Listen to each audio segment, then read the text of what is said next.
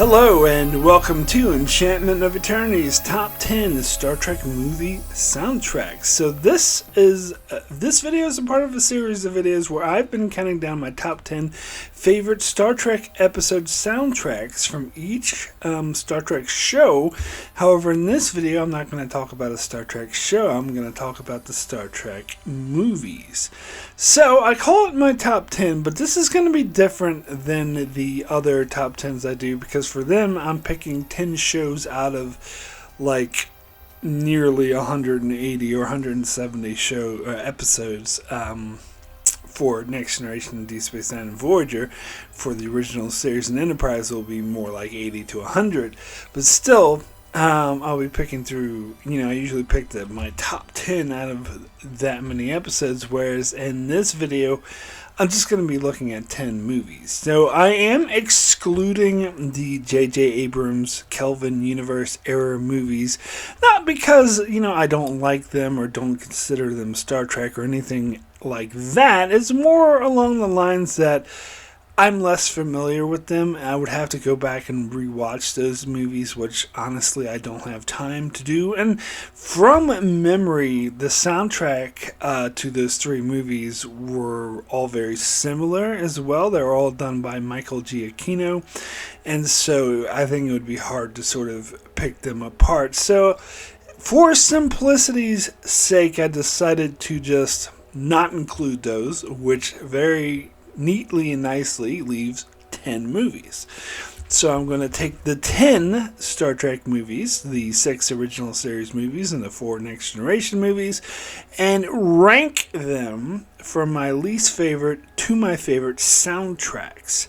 So looking only at the score and the music. However, I am going to be looking at the score in terms of how well it matches the movie. How good does it enhance the film? Not just judging the music on its own right, but more of judging the music as it works for the film that it's in. Cool. So we'll go ahead and start with my number 10 and thus least favorite soundtrack of the Star Trek movies, and that will be Star Trek IV: The Voyage Home, which is composed by Leonard Rosenman.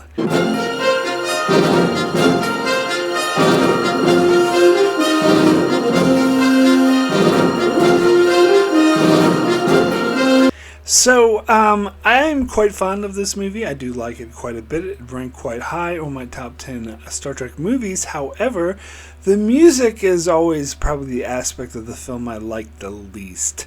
The music came off to me as sort of a typical 80s comedy music, which I suppose is what they were going for because they wanted to present it as an 80s comedy. But it was just, on its own, is really unremarkable, especially the opening music that opens the credits. And then it's like quite goofy and silly. I know that's what it's supposed to be. Like, there's the music they played when Kirk and crew were first in the city sounded very generic 80s comedy, like Beverly Hills Cop or something like that.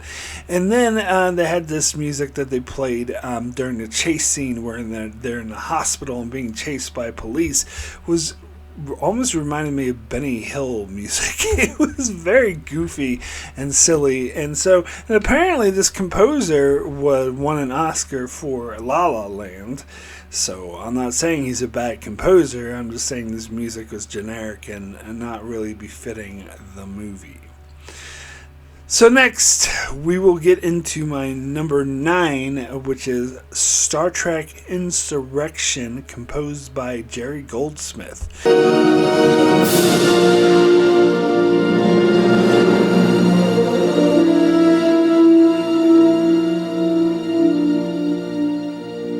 Now, Jerry Goldsmith composed a lot of these Star Trek movies that I'll be talking about going forward. However, I do have an unpopular opinion regarding Jerry Goldsmith, is that I believe the 3 out of 4 Next Generation films he composed It was a mistake that they got him. I think they should have gotten a different composer.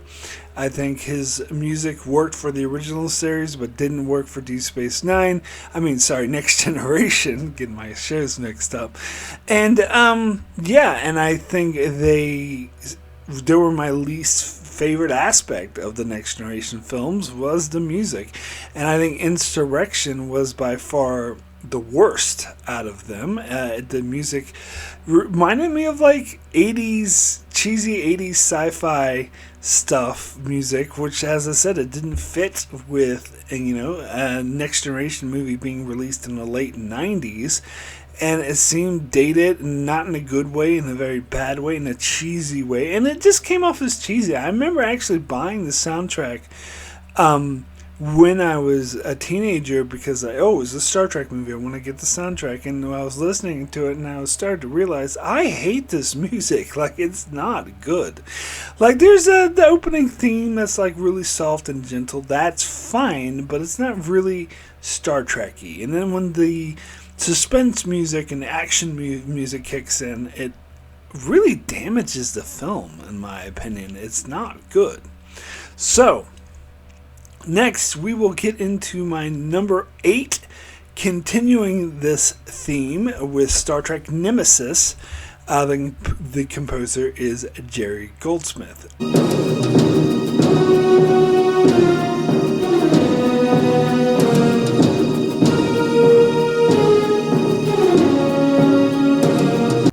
Again.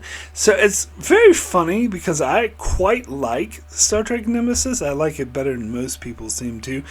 And the odd thing is I've heard several people say, well, the music was great, but the actual movie sucked. And it's funny because I always thought the exact opposite. I think the movie was really good. Although it does have its problems, it does have its flaws, that's for sure. But I still consider it my favorite Next Generation film.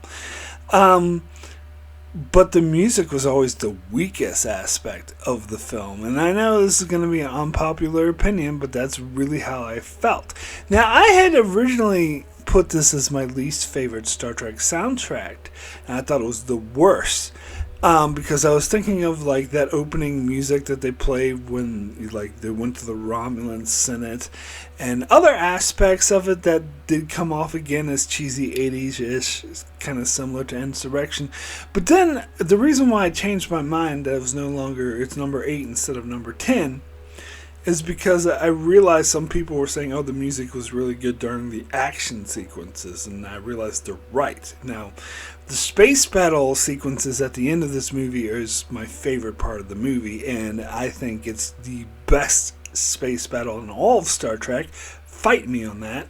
And part of what makes it so good is the music. The music actually does really work for these moments. It does really build the suspense and the tension in a very nice way. So because the space battle music is so good, that pushed it up to number 8. But the rest of the music I think is quite terrible.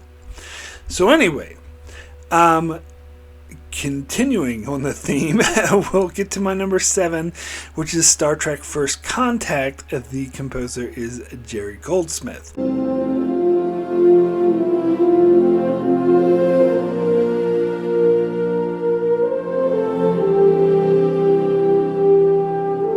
So, First Contact is probably, I would say, the least offensive or the least terrible of the Jerry Goldsmith Next Generation films. I didn't hate this soundtrack. I thought it was kind of mediocre. And this is another soundtrack I did have on CD. And unlike Insurrection, I didn't realize it sucked. I just realized that it was kind of mediocre. And I don't know. I never was a fan of the fact that they played the Klingon music, the typical Klingon music that was introduced in Star Trek the Motion Picture whenever Worf appears on screen. That, I don't know. Something about that I just found cheesy. And the opening, the music that opens the credits always seemed a lot more soft and gentle and didn't really portray what the movie was actually about. The movie's about the Borg, like killing a bunch of people and taking over the ship. So that opening theme always seemed a bit out of place to me. But the rest of the music, especially during the action scenes and stuff, it was okay. It was fine. So anyway, we'll then get to my number 6, which is Star Trek V, The Final Frontier.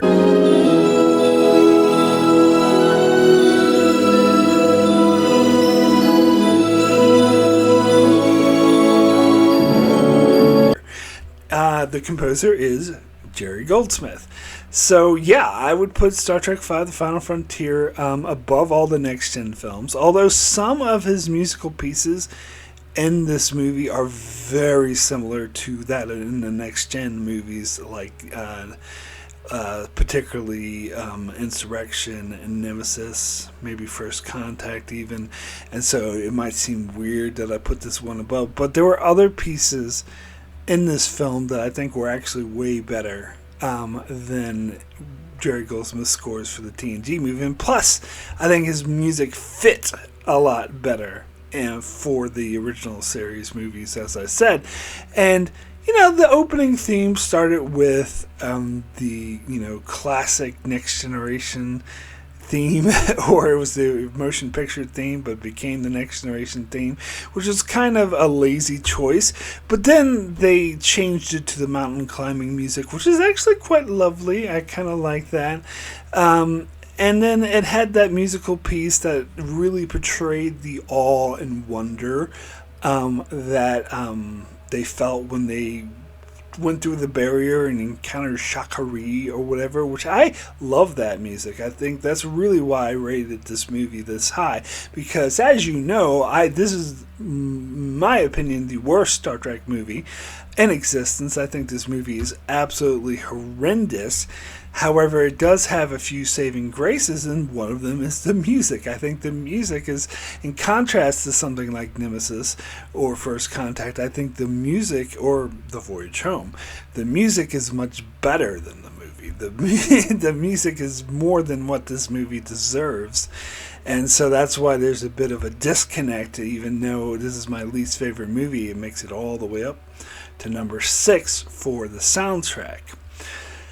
So then we'll get to my number 5, finishing up Jerry Goldsmith's run, Star Trek: The Motion Picture, of course composed by Jerry Goldsmith.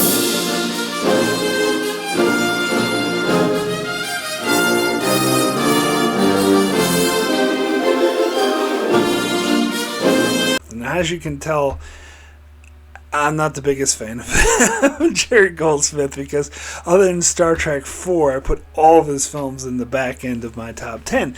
Now, that's not to say I think he's a terrible composer. He's done some great classic movies before, but I think The Motion Picture is by far his best score for Star Trek. That's another film that I'm not very fond of. I wouldn't say it's my second least favorite if you count the Kelvin films, because Star Trek 2009 is my second least favorite. But if you don't count the Kelvin films, then it is my second least favorite film, is The Motion Picture, which I think is incredibly boring, and an editor really needed to get in there and slash the hell out of this film. It's funny that so many hipsters seem to love it nowadays, but I think it's overrated in that regard. It's funny because they think, oh, it's so artistic and so artsy and whatever, but really they had to release the film before they had a chance to edit the special effects. It wasn't an artistic choice, it was the fact they ran out of time. But the music that goes with these boring scenes is really, really good. Now, of course, you got to point out that this is where the Star Trek Next Generation theme originally came from. It was first composed for this film, and it was a bit more, it felt more grand and orchestral in this version to the TV version and the Next Generation. And but the rest of the music, like, they had that weird instrument that's like apparently gigantic, that this guy created, that like takes up an entire garage and makes that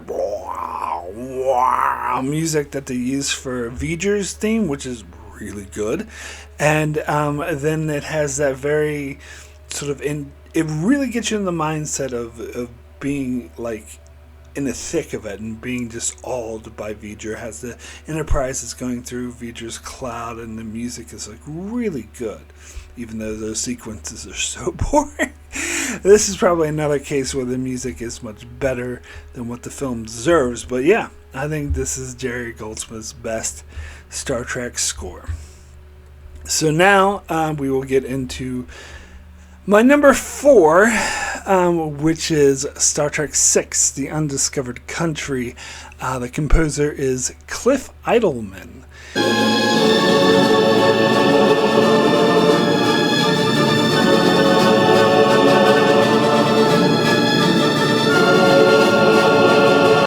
Someone I never really heard of. I think he was somewhat new when they got him to do the music for Star Trek VI.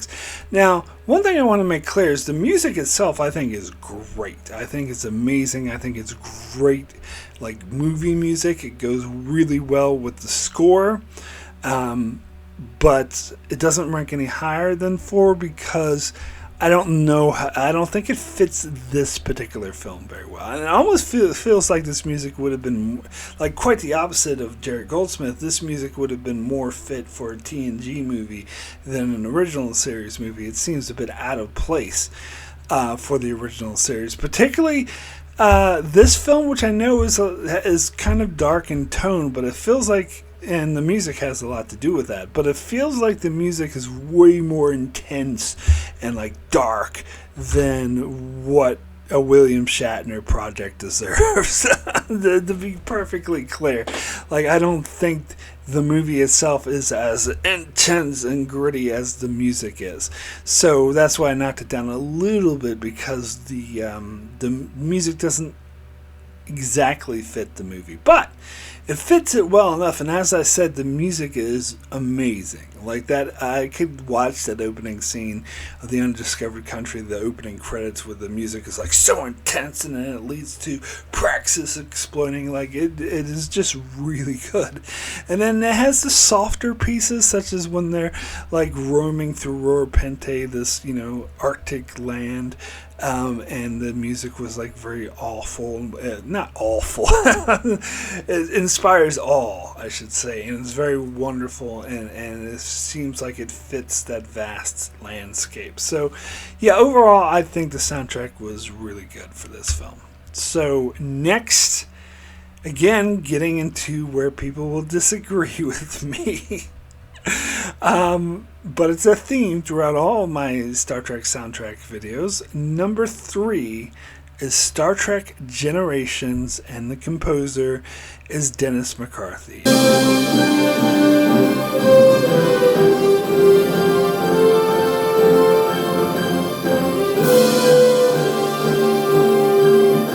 If you watch my other soundtrack videos, you would know I'm a huge fan of Dennis McCarthy.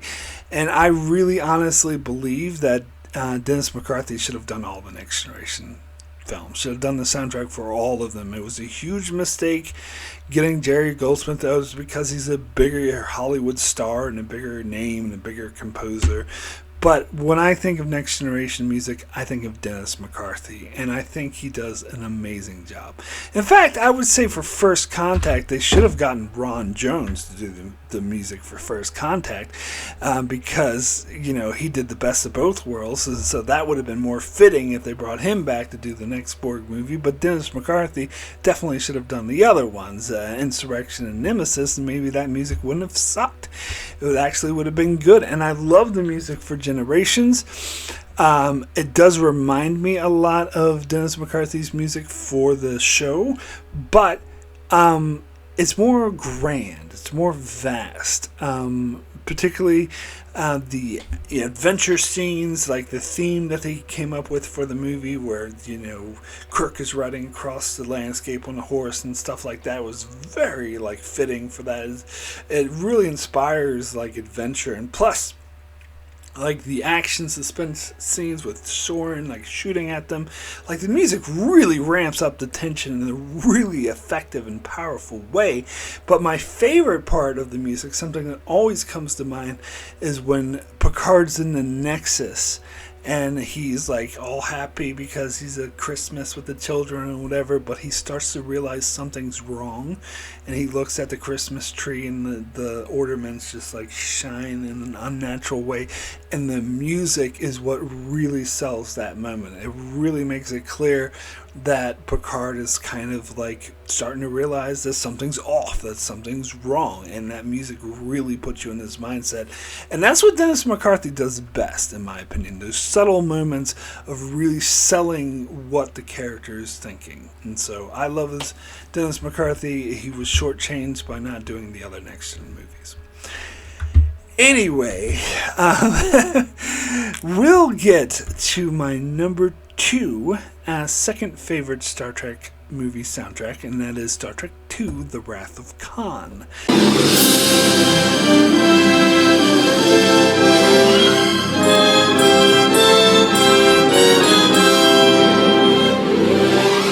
This is my favorite movie, but it will come second in the soundtrack. Well, I'll get to what's first, which you probably figured out from process of elimination, but it was close between these two. Oh yeah, by the way, the composer is James Horner, who does both of these films, but they're very similar, the music, so it's kind of hard to choose which one was number 1 and which one was number 2, but I think Star Trek II just landed slightly below because its music is a lot more sort of it's God, what's the word I'm looking for? The one with pirates or someone with a sword going ha ha.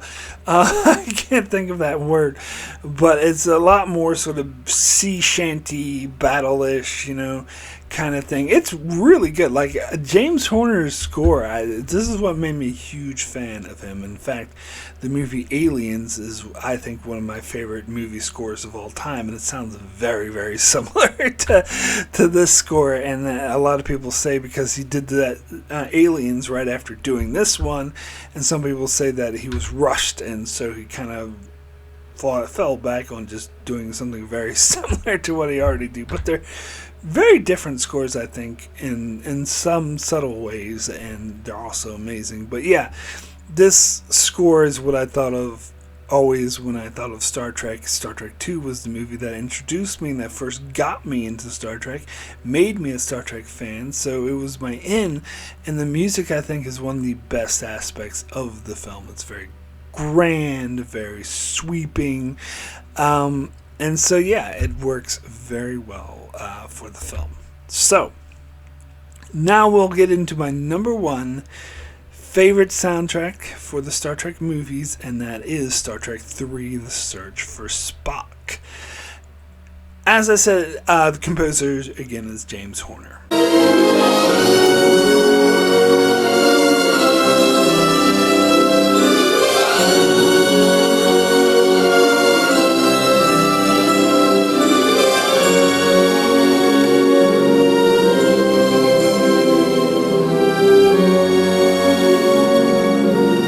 So I'm a much bigger fan of James Horner than I am of Jerry Goldsmith, if you haven't figured that out.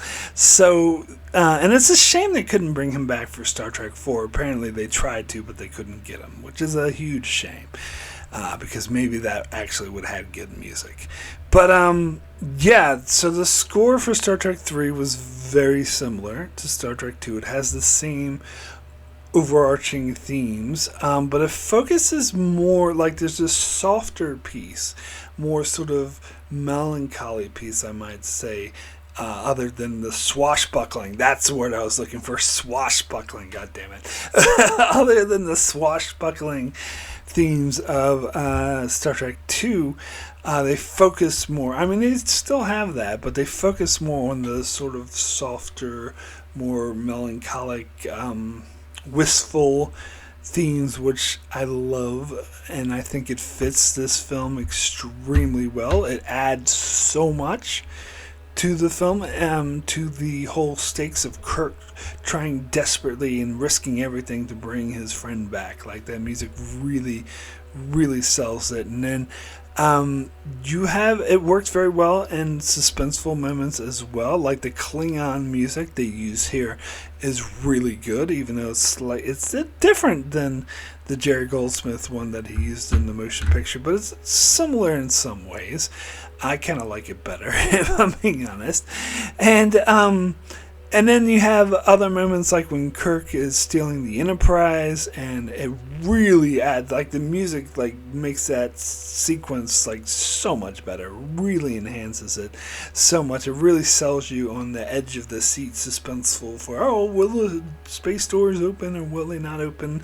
Will the Excelsior catch up with them and arrest them all, or will they not? Like, yeah, the music just really helps sell all of that. And then the really powerful moment when the Enterprise is destroyed, which was powerful in this film until, future films made that an everyday occurrence that didn't actually mean anything. But in this film, it meant something, and the music really sold just how powerful that moment was.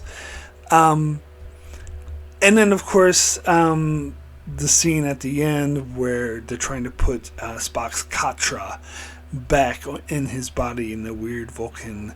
And I do think that scene did drag on for too long, but the music is what eases that boredom a bit. The music was just so good in selling that really wistful moment of, oh my god, is this actually going to happen? Is Spock actually going to be brought back to life? So yeah, this is my favorite movie soundtrack for the Star Trek films.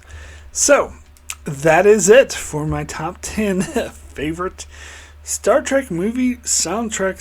So I was originally planning to do top 10 episode soundtrack videos for Enterprise and the original series. However, life has caught up with me. I've gotten too busy, and these videos, quite frankly, are too time consuming to make. So this is actually going to be my last one in this series. Maybe sometime down the line in the future I might do Enterprise and the original series, but I make no promises. But in the meantime, you can check out my channel as I continue to cover Star Trek at the moment, covering Season 4 of Star Trek Next Generation, and do many other videos on many other shows as well. So be sure to subscribe so you can keep up with all of that. And thanks a lot for watching.